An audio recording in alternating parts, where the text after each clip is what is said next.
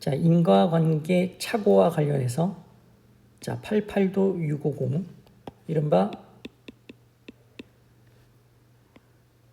판례가 이렇게 판시하고 있죠. 전 과정을 개괄적으로 보면 개괄적 고의 사안이라고 하죠. 이것과 관련한 처희롱 보복 사건을 보시겠습니다. 처희롱 보복 사건 사실관계를 먼저 보시면 피고인은 평소 피해자가 약간 전응아인 그 피고인의 처에게 젖을 달라는 등 희롱을 하는데 심한 불만을 품어오고 있던 중에 같이 술을 마셨어요. 같이 술을 마시는데 그때 또 피해자가 피고인의 처에게 똑같이 희롱했다라는 말을 듣고 화가 나서 피해자의 뺨을 수에 때린 거죠.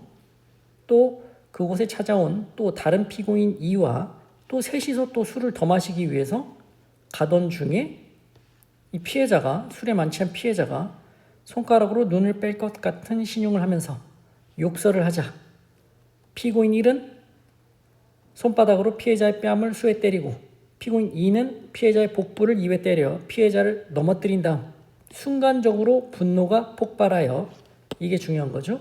피해자를 살해하기로 마음먹고 살인을 결의했다라는 거예요.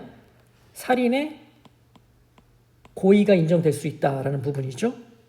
죽이려고 간단히 얘기해서 죽이려고 피고인 1은 피해자의 배 위에 올라타 가로 20cm, 세로 10cm의 돌멩이로 피해자의 가슴을 2회 내려치고 피고인 2도 합세하여 돌멩이로 피해자의 머리를 2회 내려친 후 다시 피해자를 일으켜 세워 피고인 2가 복부를 1회 때려 뒤로 넘어지게 하여 피해자가 뇌진탕 등으로 정신을 잃고 피해자가 뇌진탕 등으로 정신을 잃고 축 늘어지자 아직 죽은 건 아니에요. 아직 살아 있습니다.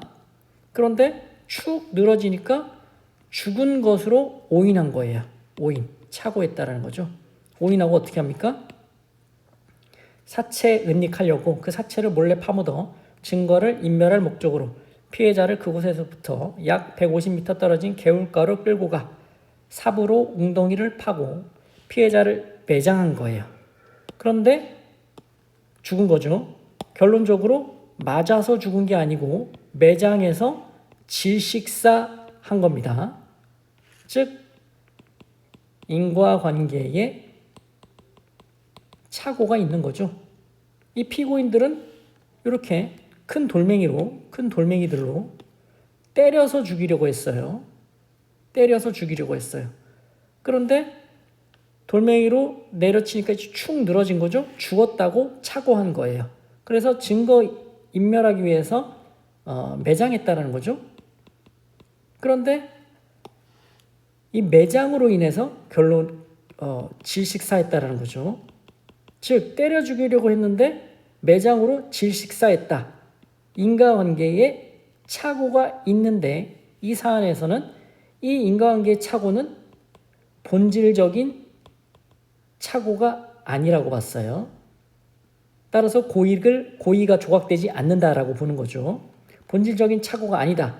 즉 판례의 태도에 따르면 처음부터 죽이려고 한 것 아니냐.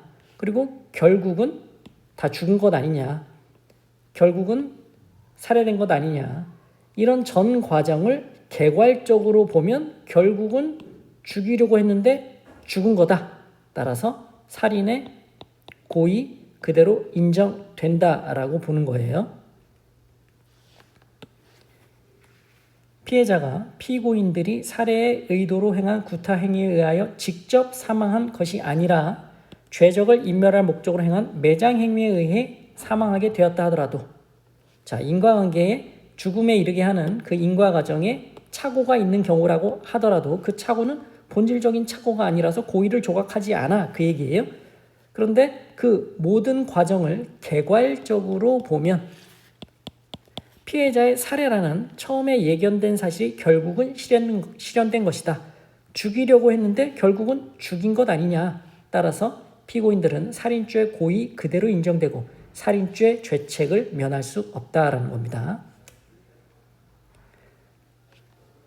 이런 표현을 써서 이제 개괄적 고의 사안이라고 보는 거죠. 그래서 전 과정을 개괄적으로 보면 죽이려고 했는데 결국은 죽인 거다. 고의는 조각되지 않는다. 살인죄 죄책을 그대로 진다. 이 인과 과정의 불일치는 본질적인 차이를 지니는 게 아니었다라고 보는 거죠. 따라서 고의를 조각하지 않는다. 살인의 고의 그대로 인정되고 고의범인 살인죄 죄책을 진다라는 취지입니다. 자, 개괄적 고의와 관련한 처희롱 보복 사건을 보셨습니다. 자, 마치겠습니다.